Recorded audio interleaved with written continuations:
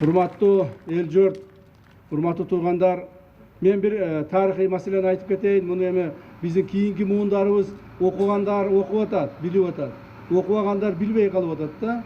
Бирок ушул маселени биз муундарга жеткизип айтып турушубуз керек. Кыргыз мамлекетинин жаңы тарыхтагы Кара Кыргыз облусту болуп түзүлүшү быйыл 100 жыл болду. 1924 жыл түзүлгөн.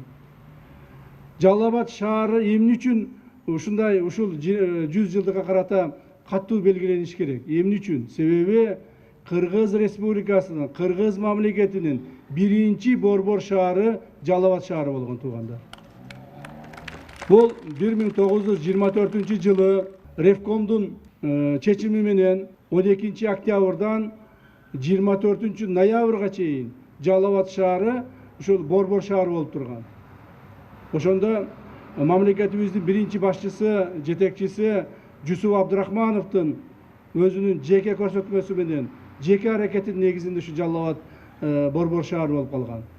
Бирок ошол бир айдын тегерегинен кийин РКПнын мүчөсү Камский деген болгон, жок, Жалал Абадта инфраструктура жок экен, бул жерде жакшы үйлөр, көчөлөр жок экен, аларды кургуча биздин убактыбыз кетет, акчабыз кетет, андан көрө Бишкекти кылайлы деп Бишкек алып кетип калган да. Ошон үчүн Жалал Абад Кыргыз мамлекетинин түзүлүү тарыхындагы биринчи столицабыз деп сыймыктанып жүрсөк болот биз ар дайым. Эми мүмкүн акканардан суу агат дейт, мүмкүн Кудай буйрса дагы кийинчерээк шаарыбыз дагы бир борбор шаар болуп калабы, аны бир Кудай билет аны.